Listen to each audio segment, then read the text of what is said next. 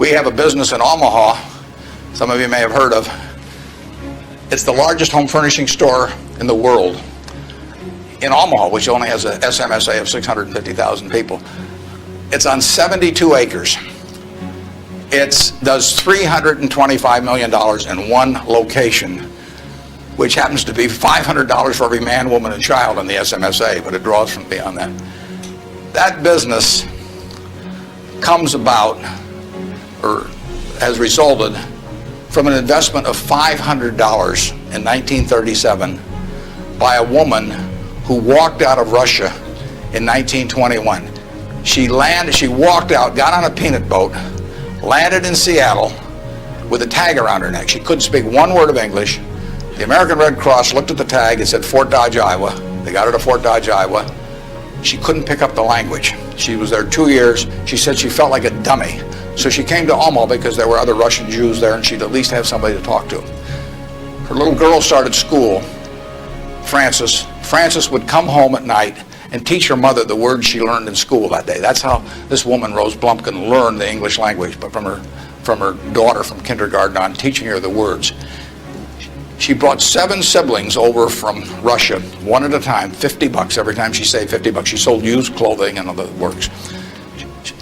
She got her 7 siblings over, her mother and father, and by 1937, 16 years after she got here, she saved $500. She got on a train, went to Chicago, to the American Furniture Mart, which was this huge, impressive thing. She was smart as hell, but she thought like a peasant in a way, and she saw this building and she decided to name her company the Nebraska Furniture Mart. She went in and bought $500 worth of, she bought about $2,000 worth of merchandise.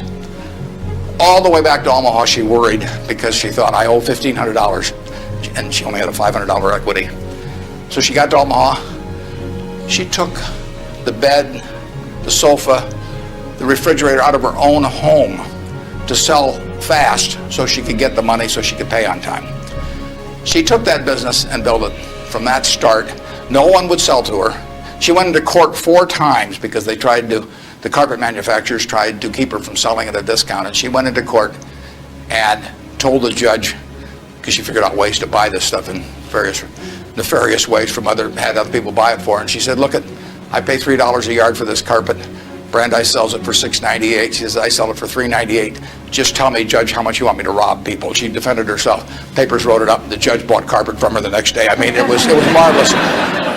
Brandeis isn't selling anymore. They were the huge department store in Omaha. She put everybody out of business. And the punchline, she worked till she was 103. She sold me the business when she was 89.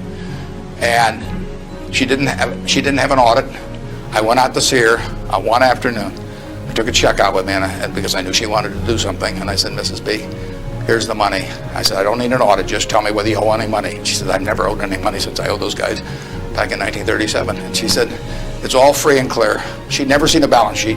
She didn't know what accounting terms meant, but she understood the nature of the business. And I told her, I said, I'd rather have your word, than an audit from every one of the big 6 or big 8 or whatever there were, the number at the time of the top auditing firms. And she worked till she was 103. She died at 104. She had 3 siblings at her funeral. I mean, those are some genes. Her son works there now. He's 82 or 3, and the 3 sisters are all alive. But the punchline is, she couldn't read or write. This woman could not read or write. If you told her this room was 68 feet by 43, she would tell you how many square yards it was like that. She never went to school a day in her life. She would tell you how much that was at $5.98 a yard. She'd add the tax. She'd knock off something because she liked your looks, and that would be it. And that you can't beat that, and you can't replicate that at General Motors. You can't institutionalize that. The person who brings that kind of drive to a business and does it day after day and thinks about their customer, and that's all she did.